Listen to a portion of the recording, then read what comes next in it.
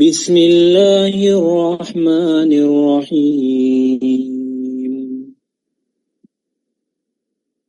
وَأَوْرَثْنَا الْقَوْمَ الَّذِينَ كَانُوا يَسْتَضْعَفُونَ مَشَارِقَ الْأَرْضِ وَأَوْرَثْنَا الْقَوْمَ الَّذِينَ كَانُوا يَسْتَضْعَفُونَ مَشَارِقَ الْأَرْضِ وَمَغَارِبَهَا الَّتِي بَارَكْنَا فِيهَا وَتَمَّتْ كَلِمَةُ رَبِّكَ الْحُسْنَى عَلَى بَنِي إِسْرَائِيلَ بِمَا صَبَرُوا وَدَمَّرْنَا مَا كَانَ يَصْنَعُ فِرْعَوْنُ وَقَوْمُهُ وَمَا كَانُوا يَعْرِشُونَ وَجَاوَزْنَا بِبَنِي إِسْرَائِيلَ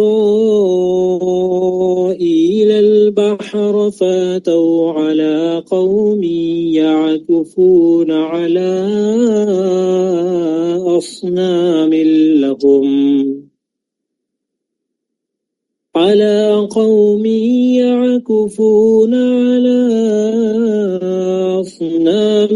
لَهُمْ قَالُوا يَا مُوسَى اجْعَل لَّنَا إِلَٰهًا كَمَا لَهُمْ آلِهَةٌ قَالَ إِنَّكُمْ قَوْمٌ تَجْهَلُونَ إِنَّ هَٰؤُلَاءِ مُتَبَرٌّ مَّا هُمْ فِيهِ وَبَاطِلٌ مَّا كَانُوا يَعْمَلُونَ قَالَ أَغَيْرَ اللَّهِ أَبْغِيكُمْ إِلَٰهًا وَهُوَ فَضَّلَكُمْ عَلَى الْعَالَمِينَ وَإِذْ أَنجَيْنَاكُمْ مِنْ آلِ فِرْعَوْنَ يَسُومُونَكُمْ سُوءَ الْعَذَابِ يُقَتِّلُونَ أَبْنَاءَكُمْ وَيَسْتَحْيُونَ نِسَاءَكُمْ وَفِي ذَلِكُمْ بَلَاءٌ مِّن رَّبِّكُمْ عَظِيمٌ۔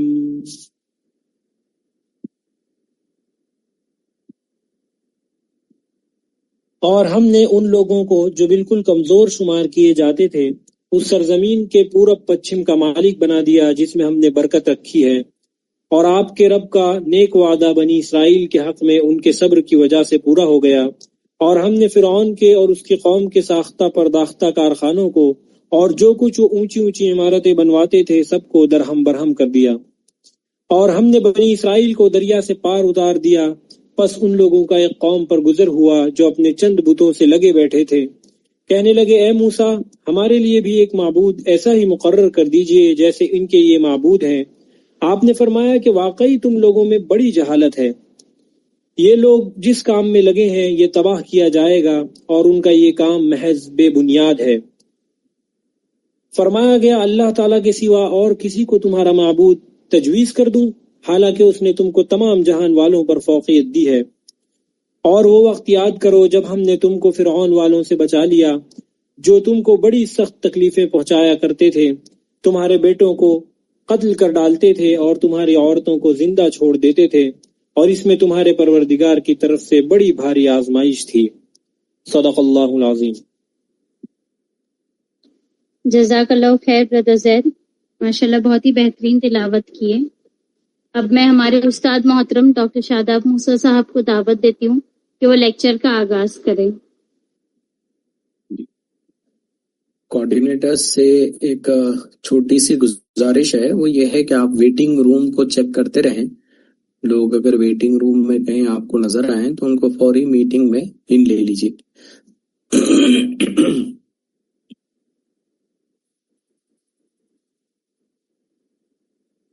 اعوذ باللہ من الشیطان الرجیم بسم اللہ الرحمن الرحیم قال اللہ تعالی فی القرآن المجید والفرقان الحمید رب اشرح لی صدری ویسر لی امری واحلل عقدۃ من لسانی یفقہوا قولی۔ تو اسٹوڈنٹس استقبال ہے آپ تمام کا ہماری اس نئی کلاس میں۔ آج ہمارا اس کورس کا لیکچر نمبر 6 ہے، اور اس لیکچر نمبر 6 میں ہم نے لیکچر نمبر 5 میں جو پرسپیکٹو دیکھا تھا اسی کا جو اسلامک پرسپیکٹو ہے یا قرآنک پرسپیکٹو جو کووننٹ سے متعلق ہے کہ اصل یہ عہد کس کے لیے کیا گیا، عہد کن کے ساتھ کیا گیا، اور ارض مقدس جو ہے وہ پرومسڈ لینڈ جس کو کہا جاتا ہے اس کے اصل وارث کون ہے، ہسٹوریکلی بھی اور ہم روایات کے اعتبار سے بھی، دونوں بھی چیزوں میں انشاءاللہ اس کو سمجھنے کی کوشش کریں گے۔ تو ہم دیکھتے ہیں کہ فلسطین یا ارض مقدس جس کو کہا جاتا ہے، جغرافی جو ہے یہ جغرافی ایک سیکریٹ جغرافی ہے، اور اس سیکریٹ جغرافی کے کون وارث ہیں یہ سب سے بڑا سوال ہے۔ اسی کی بنیاد پر ماڈرن ڈے میں بہت سارے چینجز ہوتے ہیں۔ قرآن مجید بھی بہت کلیئرٹی سے اس کے بارے میں گفتگو کرتا ہے۔ تو آدم علیہ السلام سے لے کر تو ابراہیم علیہ السلام تک یہ پورا جو سلسلہ ہے وہ بہت صاف اور کلیئر ہے ہمارے نزدیک۔ اللہ تعالیٰ نے کیسے الگ الگ انبیاء جو ہے زمانے میں مبعوث کیے، اور کیسے اس سرزمین میں الگ الگ دور میں الگ الگ لوگ آتے رہے۔ یہاں پر سب سے پہلی چیز جو بنی اسرائیل کی خود اپنے آپ میں جو شروعات ہے یا ان کی جو بگننگز ہیں، یہ بگننگز کا تعلق ہی دراصل میں اس فیز سے ہے یا اس آرڈر سے ہے کہ جو آرڈر کرونولوجیکل آرڈر یہاں پر جو رکھا گیا ہے، یروشلم کے آس پاس کی جو پوری سرزمین ہے جس کو مقدس سرزمین کہا جاتا ہے، یہ تمام کی تمام وہ سرزمین ہے جہاں انبیاؤں نے اپنی زندگی گزاری ہے، انبیاؤں نے اپنی دعوتی جو ہے وہ کوششیں کی ہیں، اور ان دعوتی کوششوں کے ثمر اور پھل بھی جو ہے وہ نظر آئے ہیں۔ تو سوال سب سے امپورٹنٹ یہ ہے کہ یہ جن کو بنی اسرائیل کہا جاتا ہے، بنی اسرائیل دراصل میں ہے کون، اور قرآن مجید ان کے بارے میں کیا کہتا ہے۔ تو آئیے ہم اس پورے نریٹو کو قرآن مجید کے مختصر کچھ صورتوں سے جو ہے وہ سمجھنے کی کوشش کریں گے۔ دیکھیں یہاں پر ہم سورہ اسراء ہے، اس کے بعد میں سورہ مائدہ ہے، سورہ بقرہ ہے، سورہ کہف ہے، سورہ آل عمران ہے، یہ 3-4 اہم صورتیں ہیں جو ایک تسلسل کے ساتھ ایک نریٹو بناتی ہیں، ایک ہسٹری کے ایک پارٹ کو کنیکٹیوٹی دیتی ہیں، اس کو بھی انشاءاللہ ہم سمجھ لیتے ہیں۔ دیکھیے کرونولوجی جو جہاں سے شروع ہوتی ہے، یعنی اگر ہم سورہ اسراء کو دیکھ لیں تو سورہ اسراء میں ایک ایسی کرونولوجی ہے جہاں پر اللہ کے رسول صلی اللہ علیہ وسلم کو جو ہے وہ لے کر جایا جا رہا ہے، اور آپ کو کہاں سے لے کر جایا جا رہا ہے؟ آپ کو لے کر جایا جا رہا ہے ارض مقدس فلسطین سے، آپ کو جو ہے ڈیزرٹ سے، مکے سے لے جا کر جو ہے وہ یروشلم تک جو ہے وہ پہنچایا جا رہا ہے۔ آپ یروشلم جاتے ہیں، اس سرزمین پر جو ہے آپ دیکھتے ہیں وہاں پر جو ہے آپ انبیاؤں کی جو ہے وہ امامت کرتے ہیں۔ تو یہ ایک بات جو سورہ اسراء میں صاف طور پر نظر آتی ہے وہ یہی ہے، سبحان الذی اسری بعبدہ لیلا من المسجد الحرام الی المسجد الاقصی الذی بارکنا حولہ۔ یہ جو اہم بات ہے یہاں، جو یہ امپورٹنٹ کوشچن ہے کہ الذی بارکنا حولہ، یعنی یہ ایسا مقام ہے جس کے آس پاس اللہ نے خصوصی برکتیں، خصوصی نعمتیں جو ہے وہ نازل کر رکھی ہیں۔ تو یہاں ہم کو یہ سمجھنا چاہیے کہ یہ جو ڈیوائن لینڈ ہے یا پرومسڈ لینڈ ہے، اس کی جو برکتیں ہیں وہ برکتوں کا بھی ایک امپورٹنٹ خاص جو ہے وہ معاملہ ہے۔ اور یہ جو واقعات ہوئے ہیں، یہ اللہ کے رسول صلی اللہ علیہ وسلم کو جو لے جایا گیا ہے، آپ یہ بات بھی سمجھیں کہ یہ آیت مبارکہ جو نازل ہو رہی ہے سورہ اسراء کی، یہ دراصل میں اس ایونٹ کو بتا رہی ہے، یہ اس دور میں سورہ اسراء نازل ہو رہی ہے جہاں اللہ کے رسول صلی اللہ علیہ وسلم کو معراج نصیب ہوئی ہے، یعنی کہ اللہ کے رسول صلی اللہ علیہ وسلم ابھی مکے میں، یعنی کہ جو قبلہ ہمارا ہے وہ ابھی بھی بیت المقدس ہے۔ تو جہاں اللہ کے رسول جا رہے ہیں وہ دراصل میں قبلے کو وزٹ کر رہے ہیں، قبلے اول پر جا کر جو ہے وہ نماز جو ہے وہ ادا کر رہے ہیں، وہاں انبیاؤں سے جو ہے ملاقات کر رہے ہیں، یہ قبلے اول ہے، ابھی بھی قبلہ وہی ہے۔ اس قبلے کو جا کر اللہ کے رسول صلی اللہ علیہ وسلم جو ہے اس آیت مبارکہ کے ذریعے جو ہے وہاں پر پہنچتے ہیں۔ تو ہم کو یہ بات ہسٹوریکل ایک بات جو ہے وہ ذہن میں رکھنی چاہیے جب بھی ہم اس آیت کا جو ہے وہ مطالعہ کرتے ہیں۔ سب کانشیسلی کئی مرتبہ جو ہے وہ فلو میں یہ بات شاید ذہن سے جو ہے وہ اوجھل ہو جاتی ہے۔ دوسری امپورٹنٹ چیز جو بات سمجھ میں آتی ہے کہ اب یہی بات ہے، یہی ارض مقدس فلسطین ہے، اور پریویس انبیاؤں کی اگر سیرت میں ہم چلے جائیں گے تو پھر یہی بات بتائی جا رہی ہے کہ موسیٰ علیہ السلام کے دور میں جہاں فرعون سے ان کو نجات دلائی گئی اور فرعون سے نجات دلا کر جو ہے ان کو ارض مقدس فلسطین میں جو ہے بھیجا گیا، یعنی ایک پرومس لینڈ میں بھیجا گیا ہے، لیکن ان کے جو ہے ماننے والوں کی جو ہے جو سرکشی تھی، ان کے ماننے والوں کا جو انکار تھا، اس کی وجہ سے آپ جو ہے یروشلم میں داخل نہیں ہو پاتے ہیں، بلکہ اسی کے صحرا میں بھٹکتے رہتے ہیں اور آپ کو جو ہے وہ جو ہے اس شہر میں داخل ہونا نصیب نہیں ہوتا ہے۔ یہی وہ دور ہے، یہی وہ وقت ہے کہ جہاں پر جو ہے بھٹکنے میں سورہ کہف کو بھی اگر آپ پڑھیں گے تو خضر علیہ السلام کا جو پورا واقعہ ہے وہ اسی دور میں ہوتا ہے کہ جب آپ کو یہ پرمیشن نہیں دی گئی تو آپ جو ہے پھر اس ریگستان میں بھٹک رہے ہیں، وہی واقعہ جو ہے پیش آتا ہے۔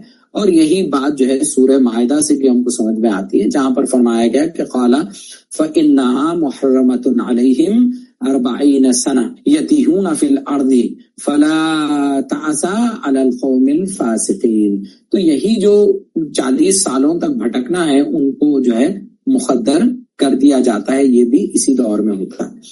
پھر آپ دیکھیں کہ یہی وہ دور ہے جہاں پر جس کے بعد جو ہے وقت بدلتا ہے اور وقت بدلتا ہے اور بات جو ہے زکریا علیہ السلام کی آتی ہے، یعنی کہ سورہ مریم کا جب آپ مطالعہ کرتے ہیں، دیکھیں سورہ اسراء، سورہ کہف اور سورہ مریم، یہ 3 سلسلے ہیں، اور سورہ کہف میں اصحاب کہف کا واقعہ ہے جو یہی ہو رہا ہے، لیکن اس کی جو سٹوری ہے کہ موسیٰ علیہ السلام کو جو ہے وہ اس ارض مقدس میں جو ہے شریک اس میں داخل ہونے کی پرمیشن نہیں تھی، بلکہ قوم کو بھٹکا دیا گیا صحرا میں، وہ بات جو ہے یہاں سے ان کو سمجھ میں آتی ہے۔ اور یہی وہ دور ہے جہاں زکریا علیہ السلام اللہ تعالیٰ سے جو ہے وہ دعا کرتے ہیں، ایک رائٹیس جنریشن کی، اپنے بعد ایک نسل کی وہ دعا کرتے ہیں، اور یہی وہ مقام ہے جہاں پر مریم علیہ السلام جو ہے وہ عیسیٰ علیہ السلام کو جو ہے وہ لے کر آتی ہیں اور بیت المقدس کے کورٹ یارڈ میں جو ہے وہ لوگوں کو دکھاتی ہیں۔ پورا واقعہ قرآن مجید کے الگ الگ صورتوں میں جو ہے وہ آتا ہے۔ زکریا علیہ السلام جو دعا مانگ رہے ہیں وہ دعا جو ہے سورہ مریم میں جو ہے وہ آتی ہے۔ سورہ مریم کے علاوہ آپ دیکھیں سورہ آل عمران میں بھی وہ دعا آتی ہے اور بہت شاندار دعا ہے۔ آپ فرماتے ہیں کہ ربی حبلی من لدنک ذریۃ طیبۃ، کہ میری جو ہے ذریت میں سے ایک رائٹیس آف سپرنگ، ایک رائٹیس جنریشن جو نکال۔ اس کے بعد آپ دیکھیں حضرت مریم علیہ السلام جو ہے عیسیٰ علیہ السلام کو اپنے لوگوں کے پاس لے کر آتی ہیں۔ سورہ مریم میں جو ہے اس کا تذکرہ ہے، قرآن مجید کہتا ہے فآتت بہ قومہا تحملوہ۔ اس کے بعد جو ہے عیسیٰ علیہ السلام جو ہے اپنے قوم سے بات کرتے ہیں اور یہی بات فرماتے ہیں کہ قال انی عبد اللہ وآتانی الکتاب وجعلنی نبیا، کہ مجھے جو ہے کتاب دی گئی ہے اور میں کیا ہوں، عبداللہ ہوں۔ اور پھر سورہ صف میں جو ہے وہ پیشن گوئی بھی جو ہے وہ دیتے ہیں عیسیٰ علیہ السلام کہ میرے بعد جو ہے وہ ایک نبی آئیں گے، اللہ کے رسول صلی اللہ علیہ وسلم کی بعثت کی یہاں پر ہم کو پیشن گوئی ملتی ہے۔ پوری کرونالوجیکل آرڈر ہے، ایک ہسٹوریکل آرڈر ہے جو ہم کو سمجھ میں آتا ہے کہ وہ مبشرم بھی رسول یاتی من بعدی اسمہ احمد، یعنی کہ میرے بعد ایک نبی آنے والا ہے جس کا نام احمد ہوگا۔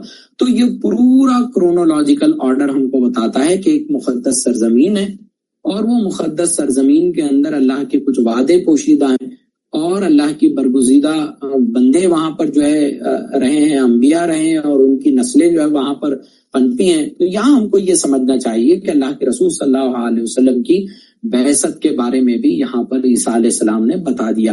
تو یہ جو پورا نیریٹو ہے انشاءاللہ آئندہ لیکچر میں آپ دیکھیں گے جب ہم بائبل کی ڈیٹیل میں جائیں گے کہ کیسے جوئش بائبل اور کرسچن بائبل میں جو کتابیں ہیں وہ کس طرح سے الگ الگ انداز سے ارینجڈ ہیں، اور اس انداز سے ارینجڈ ہے کہ اس میں جو آنے والے نبی کی پروفیسی ہے اس پہ عیسیٰ علیہ السلام کو فٹ کیا جائے اور پورا وہ نیریٹو بنایا جائے۔ جوز جو ہوتے ہیں وہ اپنے حساب سے جو اس کو انٹرپریٹ کرتے ہیں، لیکن قرآن مجید نے بہت کلیئر انداز میں جو ہے یہ بتا دیا کہ ارض مقدس اور اس کی جو چنندہ نسل ہے وہ کیا ہے۔ اب دوسرا جو بڑا سوال ہے جس کا ہم جواب حاصل کرنے کی کوشش کریں گے وہ یہ ہے کہ دیکھیے پورا یہ جو معاملہ ہے، پورا جو چوزن لینیج والا معاملہ ہے اور جو بہت اولین دور میں لوگ وہاں رہے ہیں ان کا معاملہ ہے، یہ نریٹو کیا ہے؟ اور یہ نریٹو اس لیے ضروری ہے کہ آج کی جو ریاست اسرائیل ہے اور جو پورا فلسطین کے اگینسٹ میں جو ہے جو کرسچن نریٹو ہے اور جو جوئش نریٹو ہے وہ اسی بنیاد پر ہے کہ اللہ کی وہ چوزن جنریشن یا اولین جنریشن جو تھی وہ یہی یہود ہے، اسی لیے ان کو بسنے کی جو ہے وہ اجازت ہے. تو بہرحال انہی کے کلیم کے ذریعے ہم تاریخ سے دیکھنے کی کوشش کریں گے کہ ایکچوئل میں ان کا کلیم کتنا صحیح ہے.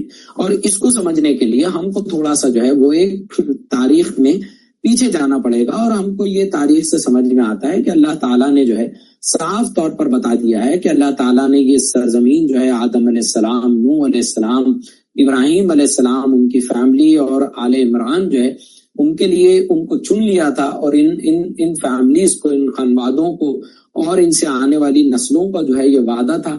یہ وعدہ بھی کیا تھا اور یہ کووننٹ بھی کس کے لیے تھا اس کو بھی تھوڑا ہم سمجھ لیں گے.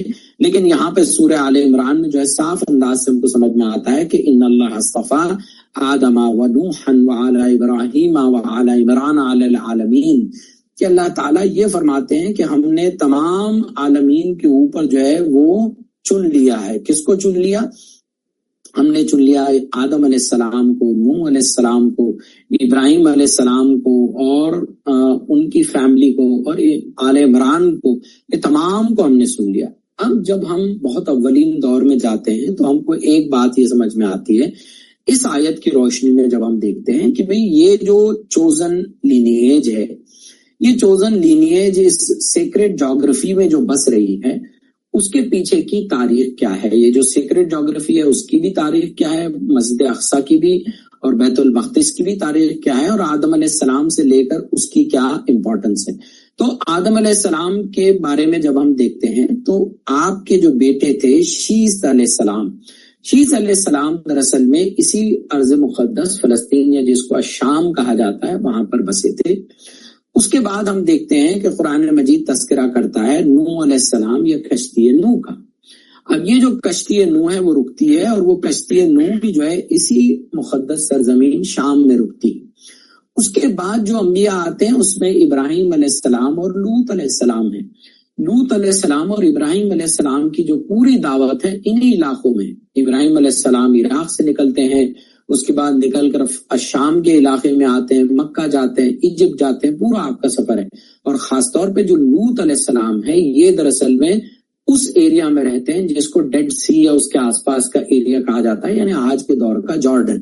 تو یہ وہ علاقے ہیں جہاں پر یہ بات ہم کو ملتی ہے. تو یہاں سے آپ دیکھیں کہ نوح علیہ السلام ہو ان کا معاملہ ہو, ابراہیم علیہ السلام ہو ان کا معاملہ ہو, یا آل عمران ہو ان کا معاملہ ہو, یہ تمام کے تمام دراصل میں وہ لوگ ہیں جن کا تعلق اس ارض مقدس سے ہے یا سیکرٹ جیوگرافی سے. اور یہ جو تاریخ ہے یہ موسیٰ علیہ السلام سے پہلے کے انبیاؤں کی تاریخ ہے. یہ وہ تاریخ ہے جو جوز بتاتے نہیں ہیں, لیکن جوڈائزم کے اعتبار سے بھی جوز کا یا بنی اسرائیل کا گولڈن پیریڈ ہے. جوز کے نزدیک وہ پیریڈ جوڈائزم کا کہاں سے شروع ہوتا ہے؟ پچھلے لیکچرز میں بھی ہم نے اس پر سٹریس کیا تھا کہ وہ اپنی تاریخ کا جو آغاز کرتے ہیں وہ کیلنڈر کا وہ ایکزوڈس سے کرتے ہیں, اور ایکزوڈس کے بعد جو پورے سینا پر موسیٰ علیہ السلام کو وحی ملی ہے اس سے پہلے کے انبیاؤں کے تذکرے کو یا تو وہ کم کر دیتے ہیں, چھوٹا کر دیتے ہیں, اس میں بھی بہت تحریفات وہ کر لیتے ہیں. انشاءاللہ لیکچر نمبر 8 میں ہم جب جائیں گے تب ہم ڈیٹیل میں دیکھیں گے کہ یہ انبیاؤں سے متعلق ان کا جو پورا رویہ ہے وہ کیسا رویہ رہا ہے.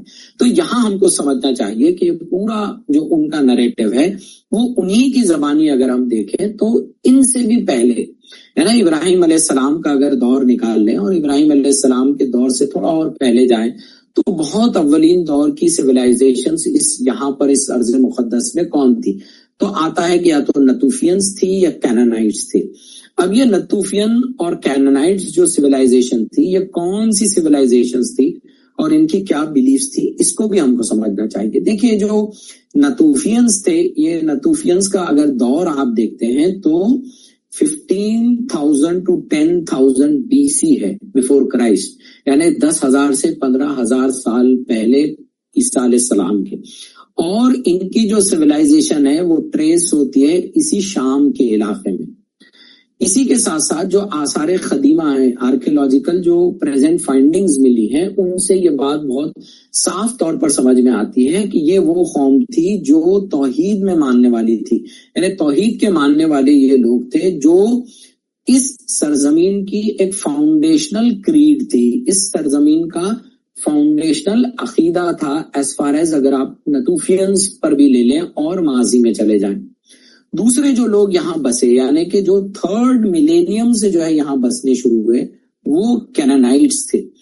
کینانائٹس جو تھے ان کو یہ دراصل میں نسل کے اعتبار سے عرب النسل تھے, یعنی کہ یہ عرب کی نسل سے آئے ہوئے تھے. ان کا پیریڈ کب کا ہے؟ 3rd ملینیم BC کا ہے. اور یہ کہاں پر اسٹیبلش ہوئے؟ یہ اسٹیبلش ہوئے ہیں سرزمین کنان میں. کنان کو جو بسایا گیا ہے وہ انہی لوگوں نے جو ہے وہ بسایا ہے اور انہی لوگوں کا شہر ہے. یہ زبان کون سی بولتے تھے؟ تو اینشنٹ فارم آف عربک جو لینگویج ہے, پرانی قدیم عربی یا ایسی زبان جو عربی کی پریکرسر رہی ہے, وہ زبان یہ بولا کرتے تھے. اور انہوں نے کئی شہروں کے نام رکھے جیسے کہ یافا شہر کا جو نام ہے وہ انہی کینانائٹس کا دیا ہوا ہے. اور آپ دیکھیں تو یہ پوری ان کی جو پریزنس ہے, خاص طور پہ جو عرب پریزنس ہے, it is rooted in history. یعنی اگر تاریخ اور آثار قدیمہ کے بھی اعتبار سے آپ دیکھ لیں تو اس سرزمین کے اصل وارث تو پھر عرب ہونے چاہیے. اور یہ بھی آپ دیکھیں کہ ایک ٹرک ہے کہ دنیا میں جس طرح سے نریٹو رکھا جاتا ہے اس کی ایک ٹرک ہے. اور ٹرک کیا ہے؟ ٹرک یہ ہے کہ ہمیشہ جب فلسطین میں کانفلکٹ ہوتا ہے تو یہ کہا جاتا ہے کہ جوز ورسز دی عربز, یہ کہا جاتا ہے. تو آپ دیکھیں ایک طرف تو مذہب کے ماننے والوں کا نام لیا جا رہا ہے, جوز کہا جا رہا ہے, دوسری طرف کہا جا رہا ہے عربز, مسلمز نہیں کہا جا رہا ہے. جب آپ مسلمز نہ کہتے ہوئے عربز کہہ دیتے ہیں تو پورے دنیا کے کانشیسنس میں, انکلوڈنگ گلوبل مسلم کمیونٹی کی کانشیسنس میں, یہ بات کہیں نہ کہیں تحت شعور میں جانی شروع ہوتی ہے کہ اصل مسئلہ مسلمانوں کا نہیں ہے بلکہ اصل مسئلہ تو عربوں کا ہے. تو اس طرح سے ایک گلوبل لیول پر جو ہے وہ نریٹو سیٹ کیا جاتا ہے, اس طرح سے اصطلاحات کو چھوڑا جاتا ہے, دیا جاتا ہے. لیکن اس اعتبار سے بھی اگر ٹٹولیں تو یہ وہ ارض ہے یا یہ وہ جغرافی ہے جس کے وارث بھی ہسٹوریکلی نکالیں وہ بھی عرب ہوتے ہیں, عرب النسل ہوتے ہیں. تو یہاں نہ صرف عرب النسل ہوتے ہیں بلکہ یہ وہ لوگ ہیں جو توحید کے ماننے والے ہیں, جو مونوتھیزم کے ماننے والے ہیں. اس سے سرزمین میں مونوتھیزم جو ہے وہ پائی جاتی ہے. اور اس کی بات ہم کو یہ سمجھ میں آتی ہے کہ ان کی جو ایتھنیسٹی تھی وہ عرب ضرور تھی, لیکن ان کا جو پورا کورس ان ہسٹری تھا وہ فیتھ کے اعتبار سے تھا, نہ کہ نیشنلٹی یا بلڈ لائن کے اعتبار سے. تو قرآن مجید جس چیز کو اہمیت دیتا ہے وہ دراصل میں فیتھ یا آپ کا عقیدہ ہے, جو راستہ بتایا گیا ہے اس پر چلنا ہے. کہ فمن تبع ہدایا, یعنی میری جب وحی آ جائے اور وحی پر جو لوگ اتباع کریں گے, ولا خوف علیہم ولا هم یحزنون, ان پر نہ کوئی خوف ہوگا اور نہ وہ غمزدہ ہوں گے. قرآن مجید یہ کہتا ہے. تو اتباع کس چیز کی؟ تو یہاں پر نہ نیشنلٹی ہے کوئی عرب کی اور نہ ہی بلڈ لائن ہے کوئی عرب کی, لیکن اس سرزمین مقدس جو ارض ہے اس کے وارث وہ لوگ ہیں جو ایک عقیدے میں ماننے والے ہیں, جو اللہ کی وحی میں ماننے والے ہیں, اللہ کے بھیجے ہوئے انبیاؤں کے اندر جو ہے وہ ماننے والے ہیں. اور یہی بات جو ہے ہم کو ابراہیم علیہ السلام کی تاریخ سے بھی جو ہے وہ سمجھ میں آتی ہے. دیکھیے ابراہیم علیہ السلام کی جو پوری تاریخ ہے وہ بھی شروع ہوتی ہے کہاں سے؟ وہ شروع ہوتی ہے بیبیلون سے. بیبیلون ہم نے پیچھے کے جو ہے لیکچر میں دیکھا کہ کیسے نارتھ اور ساؤتھ کے کنگڈم بنے. نارتھ کے کنگڈم پر اسیرینز نے حملہ کیا نارتھ سائڈ سے جو ہے, ساؤتھ کے کنگڈم پر بعد میں بیبیلونینز نے حملہ کیا اور پھر انہوں نے ٹیمپل کو ڈسٹرائے کر دیا. پہلی مرتبہ تاریخ میں جو ہے وہ ٹیمپل ڈسٹرائے ہوا. تو ٹیمپل ڈسٹرکشن کی بھی پوری ایک داستان ہے. تو یہی وہ بیبیلون کا شہر ہے, شہر بابل جو ہے وہی شہر ہے جہاں پر ابراہیم علیہ السلام جو ہے وہ نمرود کو دعوت دیتے ہیں. اور یہ نمرود کو جو دعوت دینے کا معاملہ ہے, وہ نمرود کو دعوت دینے کا معاملہ بھی جو ہے اسی جگہ سے جو ہے وہ شروع ہوتا ہے.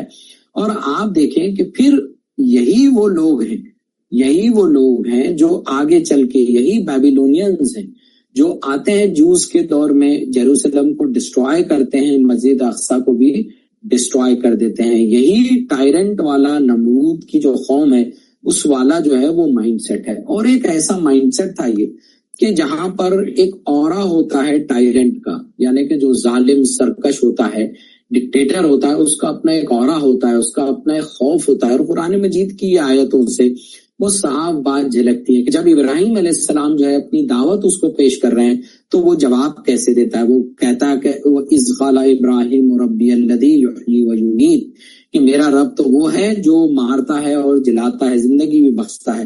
تو وہ کیا کرتا ہے؟ قال انا احیی و امیت. یعنی کہ آپ دیکھیں کہ پورے ٹائرنٹ کا مائنڈ سیٹ جو ہے یہاں پر قرآن مجید کھول کر رکھتا ہے کہ انا احیی و امید کا یہ جو پورا جملہ ہے یہ بتاتا ہے کہ کس طرح سے ڈیپ روٹڈ ایک اسپرچل سکنس ہے جو ان کے اندر طاری ہو جاتی ہے.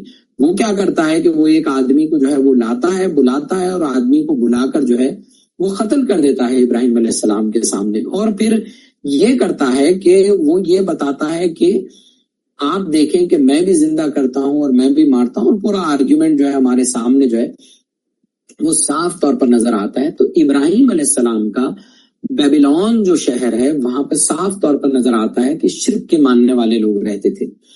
اس کے بعد جب ہم جاتے ہیں تو ابراہیم علیہ السلام جب ارض مقدس فلسطین میں جاتے ہیں، فلسطین میں اور شام میں جب آپ رہتے ہیں تو وہاں خاص طور پر فلسطین اور جیروسلم کا جو علاقہ ہے، لوط علیہ السلام کا جارڈن نہیں بلکہ فلسطین کا جیروسلم کا علاقہ، وہاں پر ابراہیم علیہ السلام سے متعلق ہم کو جو ہے جو ان کی آپ کی جو دعوتی سرگرمیاں ہیں قرآن مجید اس پر بہت زیادہ گفتگو نہیں کرتا ہے. اب قرآن مجید کیوں اس پر زیادہ گفتگو نہیں کرتا ہے، اس پر بھی جو ہے ہم کو سمجھ لینا چاہیے کہ ابراہیم علیہ السلام نے وہاں دعوت کیوں نہیں دی ہے، وہاں دعوت کی سرگرمی کیوں نہیں ہے. حالانکہ ہر جگہ جو ہے اس کا تذکرہ موجود ہے، ہر جگہ جو ہے ہم کو یہ تذکرہ ملتا ہے کہ ابراہیم علیہ السلام یہ دعوت کو جو ہے وہ دے رہے ہیں، لیکن وہاں نہیں دے رہے ہیں. اس کی وجہ کیا ہے؟ تو اس کی وجہ جو صاف طور پر ہم کو سمجھ میں آتی ہے وہ یہ ہے کہ یا تو وہاں کے رہنے والے جو لوگ ہیں وہ ہاسٹائل نہیں تھے ابراہیم علیہ السلام کے طریقوں سے، یعنی توحید اور توحید کی دعوت سے وہ ہاسٹائل نہیں تھے، اور یا تو یہ ہو سکتا ہے کہ انہوں نے ابراہیم علیہ السلام کے طریقے کو جو ہے وہ اختیار کر لیا تھا اور توحید کے ماننے والے بن گئے تھے. تو یہاں ہم کو جو کلیئر ڈسٹنکشن جو ہے وہ ملتا ہے وہ یہی ملتا ہے کہ بیبیلونینز ہوں یا ایجپٹ میں رہنے والے جو لوگ ہوں، وہاں پر جو ہے ہم کو یہ بات بہت کلیئرٹی سے جو ہے وہ سمجھ میں آتی ہے کہ ابراہیم علیہ السلام کی دعوت سے بھی سمجھ میں آتا ہے کہ یہ جو اولین علاقہ تھا، یہ اولین علاقے میں قرآن مجید کا ایک جو نوٹ وردی سائلنس ہے کہ یہاں پہ جو سٹرگل ہے، دعوتی ایکٹیویٹیز ہیں، عراق میں تو بتائی جا رہی ہے، ایجپٹ میں بھی بتائی جا رہی ہے، لیکن فلسطین کے اندر یہ ریکارڈ نہیں ہو رہی ہے. تو اس کی یہی دو وجہ ہو سکتی ہیں، یا تو انہوں نے دعوت قبول کر لی یا وہ خود توحید کے ماننے والے تھے کسی نہ کسی شکل میں. اور پھر آپ دیکھیں کہ الخلیل جس کو ہیبرون بھی جو ہے وہ کہا جاتا ہے کہ وہاں پر جو ہے سیٹل ہوتے ہیں، بستے ہیں، آپ کی فیملی جو ہے بستی ہے.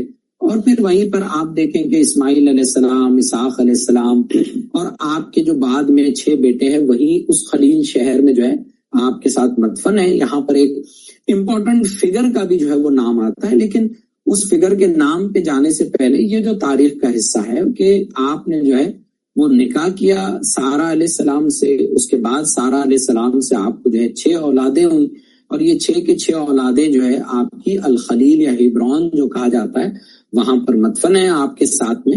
تو یہ تمام تاریخ کے حصے بھی آتے ہیں. اور اس سے پہلے جو ہے جو حاجرہ علیہ السلام ہیں ان سے جو ہے سیدنا اسماعیل علیہ السلام ہوتے ہیں جو مکہ مکرمہ میں جو ہے آپ ان کو سیٹل کرتے ہیں. لیکن اس کے بعد جو ہے ایک اور امپورٹنٹ فگر کا نام آتا ہے جوئش ٹریڈیشنز میں. اب یہ جو جوئش ٹریڈیشن میں یہ نام آیا ہے، یہ نام کی حقیقت کو بھی سمجھ لینا بہت ضروری ہے، اور ایک امپورٹنٹ فگر ہے جس کو انالائز کرنا بھی بہت ضروری ہے. ظاہر ہے کہ اسلامی روایات جو ہے اس کے اوپر بات نہیں کرتی ہیں. اس کو جوئش ٹریڈیشنز میں ملک زیڈق جو ہے وہ کہا جاتا ہے، یعنی کہ ملک الصادق. ملک الصادق جو ہے یہ اسرائیلی روایات سے جو ہے ببلیکل نریشن سے جو ہے ہم کو یہ بات معلوم ہوتی ہے کہ ایک ایسا بادشاہ یا جس کو رائٹیس کنگ کہا جا سکتا ہے، یا ایک ہائی پریسٹ جو توحید کا ماننے والا اور بہت ہائی پریسٹ تھا، وہ اس دور میں بستا ہے. اور ابراہیم علیہ السلام سے پہلے وہ وہاں موجود تھے. اور ہم یہ کہہ سکتے ہیں کہ نہ سرٹنٹی سے ہم ان کو نگیٹ کر سکتے ہیں، نہ ہی ایکسپٹ کر سکتے ہیں، اور نہ کوئی اس طرح کی دلیل ہم کو ملتی ہے. لیکن یہی چیز آپ دیکھیں جو کرسچن نیریٹو ہے اس کے اندر یہی چیز کو جو ہے آؤٹ آف پروپورشن جو ہے وہ بلو کر دیا جاتا ہے. یعنی کہ ایک ایسے رائٹیس کنگ ہیں جنہوں نے ابراہیم علیہ السلام کی جو ہے مدد کی، اور ابراہیم علیہ السلام کی مدد کے بعد ان کو جو ہے نا وہ ایسی طاقتوں کے ساتھ جو ہے بتایا جاتا ہے کہ گاڈ لائک پاورز، یعنی کہ ایک ڈیوائن فگر بنا کر ان کو پیش کر دیا گیا جو اس لینڈ میں ایگزسٹ کرتے تھے، جنہوں نے ابراہیم علیہ السلام کی جو ہے مدد کی ہے۔ تو اس طرح سے انبیاؤں کی پوری تحریک میں، ان کی دعوت میں اس طرح کے فگرز آپ کو الگ الگ جگہ جو ہے وہ ملیں گے کہ جہاں پر جو ہے ایک بڑے آدمی کو، ایک نیک اور متقی آدمی کو، ایک اللہ کے بہت برگزیدہ بندے کو جو ہے اٹھا کر جو ہے ایسے مقام پر بٹھا دیا جاتا ہے جو اس کے لیے سزاوار نہیں ہے، اس کے لیے جو ہے وہ سوٹ نہیں ہوتا ہے۔ تو یہاں ہم کو سمجھنا چاہیے کہ پوری کی پوری جو گفتگو ہے یہ اونرشپ کے حوالے سے چل رہی ہے کہ وہ جو کوویننٹ ہے، وہ جو عہد ہے، وہ جو میثاق ہے، وہ کس کے ساتھ ہے اور کس علاقے کے لیے ہے، یہ بات کو سمجھنا جو ہے وہ ہم کو ضروری ہے۔ اور یہاں یہ روایت کے حد تک ہم کہہ سکتے ہیں کہ ایک قسم سے جو ہے یہ بدعت ہوتی ہے کہ اس طرح سے کسی ایک فگر کو اتنا اونچا کر کے بتا دیا جاتا ہے کہ پھر اس کے بعد اس کو خدا کے درجے میں جو ہے وہ پہنچا دیا جاتا ہے۔ یہاں پر اس کے بعد آپ دیکھیں کہ پورا کرائیٹیرین آف اونرشپ جو چلتا ہے، پھر لوط علیہ السلام کا بھی جو ہے دور آتا ہے۔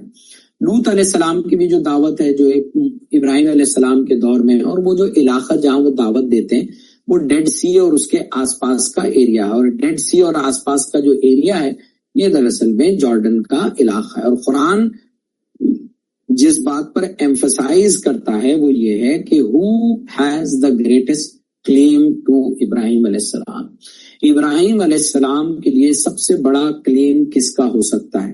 وہ کلیم بہت کلیئرٹی سے اللہ تعالیٰ رکھتے ہیں کہ جو لوگ ان کو فالو کرتے ہیں انہیں کا وہ کلیم ابراہیم علیہ السلام پر سب سے زیادہ سوٹ ہوتا ہے۔ تو یہاں جو بات فرمائی جا رہی ہے وہ یہ ہے کہ یہ عہد دراصل میں فیتھ کی بنیاد پر ہے، نہ کہ بلڈ لائن کی بنیاد پر۔ سورہ آل عمران میں وہ بات فرمائی جا رہی ہے کہ انا اول الناس بابراہیم للذین اتبعوہ وہذا النبی والذین آمنوا واللہ ولی المؤمنین۔ بہت صاف انداز سے کرائیٹیرین بہت کلیئرٹی سے فرما دیا گیا ہے کہ پورا بلیسڈ لینڈ جو ہے اس کی اسپرچویلٹی جو ہے اس ساری کی ساری چیزوں کا تعلق جو ہے وہ اتباع پر ہے، اس نبی اور نبی کی تعلیمات کی اتباع۔ پھر تاریخ جو ہے وہاں سے آگے بڑھتی ہے اور ہم یہ دیکھتے ہیں کہ آپ کے بعد جو ہے پھر یعقوب علیہ السلام کا جو ہے وہ دور آتا ہے، اور یہ یعقوب علیہ السلام کے دور میں پھر یہ کووننٹ وہاں جاتی ہے، اور یہ دور 1800 سال بیفور کرائسٹ کا جو ہے یہ دور ہے۔ سورہ بقرہ میں جو ہے اس کی تفصیلات جو ہے ان کو ملتی ہیں کہ کس طرح وہ اپنے بچوں سے جو ہے وہ عہد لیتے ہیں، اور کس طرح سے یعقوب علیہ السلام جو ہے پورے اس عہد کو جو ہے پورا کرتے ہیں۔ اور خاص طور پر یعقوب علیہ السلام وہ نبی ہیں جن کے بارے میں قرآن مجید نے ان کے آخری لمحات کو ریکارڈ کیا ہے۔ کسی بھی نبی کے جو آخری لمحات ہے قرآن مجید نے اس کو اسپیس دی ہے۔ یہ واحد شخصیت ہے، وہ واحد نبی ہیں جن کو یہ مقام جو ہے وہ حاصل ہے کہ اللہ تعالیٰ نے جو ہے ان کا جو آخری وقت ہے یعقوب علیہ السلام کا، وہ بتایا کہ آخری وقت میں ان کا جو کنسرن تھا اور یہ جو عہد تھا وہ عہد کس چیز کا تھا؟ وہ عہد دراصل میں پیورٹی اور اسپرچویلٹی کا عہد تھا، میثاق اور توحید کا میثاق یہ تھی، نہ کہ بلڈ لائن اور لینیج کی۔ اور یہی سوال جو ہے وہ اپنے بچوں سے پوچھتے ہیں، اور یہی چیز جو ہے سورہ بقرہ میں جو ہے ہم کو نظر آتی ہے، جہاں پر جو ہے یعقوب علیہ السلام جو ہے وہ اپنی اولاد سے کہتے ہیں، وہ کیا کہتے ہیں؟ ام کنتم شہداء اذ حضر یعقوب الموت، یعنی کہ جب یعقوب علیہ السلام کی موت کا وقت آیا، اذ قال لی بنیہ، اپنے بچوں سے انہوں نے پوچھا، اور کیا پوچھا کہ ما تعبدون من بعدی قالوا نعبد الہک وَإِلَٰهَ آبَائِكَ، اور آپ کے آبا کون ہیں؟ انہوں نے وہ بھی کلیئرٹی سے بتا دیا، ابراہیم و اسماعیل و اسحاق الہ واحد ونحن لہ مسلمون۔ بہت کلیئرٹی سے یہ پورے عہد کو بہت اسپیسیفک انداز سے قرآن مجید نے جو ہے اپنے اندر جو ہے وہ جگہ دی ہے، اور یہ بات بتائی ہے کہ یہ پورا کا پورا عہد اور اس کا تعلق اصل میں جو ہے اسی میثاق سے ہے، اسی توحید سے ہے، اور اس کی توحید کے ماننے والوں سے ہے۔ یہ میثاق جو ہے کوئی بلڈ لائن والی میثاق نہیں ہے. اس کے بعد ہم دیکھتے ہیں کہ ہسٹوریکلی یعقوب علیہ السلام کے بعد جو ہے وہ یوسف علیہ السلام کا جو ہے وہ دور آتا ہے. اور یوسف علیہ السلام کے بارے میں پورا ہم جانتے ہیں کہ وہ ایرا جو ہے ہکسوس کا دور تھا، جب یوسف علیہ السلام جو ہے وہ مائگریٹ کر کے جاتے ہیں، اور اس طرح کا وہ رول تھا اور اس طرح کی وہ اپرچونٹی تھی کہ پورا واقعہ جو شروع ہوتا ہے وہ شروع ہوتا ہے فلسطین سے یا بنی اسرائیل سے، جہاں جلسی کے نتیجے میں یوسف علیہ السلام کو کنویں میں ڈال دیتے ہیں بھائی. پھر کنویں سے نکل کر جو ہے آپ مائگریٹ کرتے ہیں، اور مائگریٹ آپ کرتے ہیں شام سے جو ہے آپ مصر پہنچ جاتے ہیں. پھر عزیز مصر کے پاس پورا آپ کا واقعہ ہے. اور اس دور میں جو رولرز تھے، یعنی کہ جو عزیز مصر وغیرہ وہ ساری چیزیں آتی ہیں یہاں، اس دور کے جو رولرز تھے ان کو ہکسوس کہا جاتا ہے. تاریخ کی جو روایتیں ہیں یعنی اسلامی جو روایتیں ہیں ان میں ان کو امالیق کہا گیا ہے. تو ہکسوس از ایکول ٹو امالیق، اور یہ ان کا جو پورا انفلوئنس تھا وہ شام اور ایجپٹ کے پورے علاقوں پر تھا. اور اس طرح سے تھا کہ انہوں نے ان علاقوں کے اندر آنا جانا، تجارت، ایجپٹ اور فلسطین کے درمیان میں ٹریول، ٹریڈ، کمیونیکیشن، یہ تمام چیزوں کو جو ہے وہ آسان بنا دیا تھا. اسی لیے یہ ممکن ہو پایا کہ بعد کے دور میں جو ہے جب یوسف علیہ السلام جو ہے وہ جب اپنے بھائیوں کو جو ہے یہاں پر بلاتے ہیں تو یوسف علیہ السلام دونوں جگہ وہ ٹریول کرتے ہیں، اور یوسف علیہ السلام جب یہاں پرومیننٹ بن جاتے ہیں ایجپٹ کے اندر تو پھر اپنے جو ہے بھائیوں کو آپ جو ہے یہاں بلاتے ہیں. تو یوسف علیہ السلام یوسف علیہ السلام جب فلسطین سے نکل کر مصر کی طرف جاتے ہیں تو آپ دیکھیں یہ جو دور تھا یہ 1700 BC کا دور ہے. اور یعقوب علیہ السلام اور ان کی پوری فیملی جو ہے وہ مائگریٹ کر کے فلسطین سے جو ہے وہ پھر ایجپٹ آتی ہے. اور یہی وہ ڈیوائن پلان تھا جس نے ایک اسٹیج کو سیٹ کیا. اسٹیج کس چیز کا؟ اسٹیج کو سیٹ کیا کہ بنی اسرائیل اس علاقے میں بسیں، وہ پھلیں پھولیں، اور پھر جو ہے وہ واپس فلسطین کی طرف مائگریٹ کریں. یہ اصل میں پوری کی پوری ہسٹری کا جو پارٹ ہے بہت امپورٹنٹ ہے. اور یہاں پر کچھ چیزیں جو ہم کو سمجھنا ہے وہ انتہائی اہم ہے کہ یوسف علیہ السلام کا پورا دور، ایجپٹ کے اندر پیش آنے والے پورے واقعات، اور وہاں سے فرعون کا تعاقب کرنا اور پوری قوم کو جو ہے فلسطین میں بھیجنا، اس کے پیچھے بہت گہری چیزیں ہیں جن کو ہم کو سمجھنا بہت ضروری ہے کہ کیسے یہ چیزیں جو ہے آگے چل کر یہ ریسزم اور پرسیکیوشن میں بدل گئی. وہ یوسف علیہ السلام جب مائگریٹ کر کے یہاں پر آئے تھے، مصر میں آئے تھے، ان کے ساتھ جو ہے بہت کم لوگ تھے، بہت کم پاپولیشن تھی. جب آپ کے والدین آئے اور والدین بھی آ کر جب بسے تو بہت میگر پاپولیشن تھی. کچھ نام جو آتا ہے وہ نیئرلی 68 لوگوں کا بس جو ہے وہ تذکرہ آتا ہے. لیکن جب ایکزوڈس ہوا تو ایکزوڈس کے اندر موسیٰ علیہ السلام جب نکل کر وہاں سے گئے تو ایکزوڈس کے اندر یہ تعداد بدل کر لیکس میں ہو گئی. تو اتنے کم وقت میں محض کچھ جنریشن، محض کچھ 100 سالوں کے اندر یہ 68 لوگ اچانک سے 1 لاکھ میں کیسے تبدیل ہو گئے؟ یہ بہت اہم سوال ہے، اور اس اہم سوال کا جواب بھی ہم کو ڈھونڈنا بہت ضروری ہے، کیونکہ یہ پورے نیریٹو کو ہمارے ڈیفائن کرتا ہے، پوری نیریٹو کی ہم کو کلیئرٹی دیتا ہے کہ 68 لوگ اگر آپ کچھ سال بھی اگر وہاں رہے ہیں، کچھ جو ہے 100 سال بھی اگر وہاں رہے ہیں، تو 1، 2 یا 3 جنریشن میں آپ ریپروڈیوس بھی ہونا شروع کریں تو ریپروڈکشن، بایولوجیکل ریپروڈکشن کے نتیجے میں بھی آپ اتنے لاکھ نہیں ہو سکتے ہیں. یہ biologically, scientifically, objectively, logically possible ہی نہیں ہے. تو اتنی بڑی تعداد آئی کہاں سے؟ اس کا صرف ایک جواب ہو سکتا ہے، اور وہ جواب یہ ہے کہ اصل میں اس دور میں جو چیز ہوئی وہ دعوتی سرگرمیاں ہیں. دعوتی سرگرمی ہوئی جس کے نتیجے میں بنی اسرائیل کی تعداد بڑھنے لگی، توحید کے ماننے والوں کی تعداد بڑھنے لگی، اور دھیرے دھیرے مصر کا ماحول خراب ہونے لگا، دھیرے دھیرے ان کا پرسیکیوشن ہونے لگا، اور پھر وہاں جو ہے ان کے ساتھ ریسزم کیا گیا. ہم جانتے ہیں کہ ماڈرن دور کی یہ ریسزم کی جو اصطلاح ہے اس کا تعلق جینیٹک سے ہے، اسکن کلر سے ہے، تمام چیزوں سے، لیکن یہاں یہ جو ریسزم ہے یہ ریسزم بہت امپورٹنٹ ہے. اس دور میں جو ریشیل فیلنگز تھی وہ خبتی ہونے کی جو ریشل فیلنگز تھی ان کو بڑھایا گیا اور یہ پرسیکیوشن کی روٹس جو ہے وہاں سے پیدا ہوئی.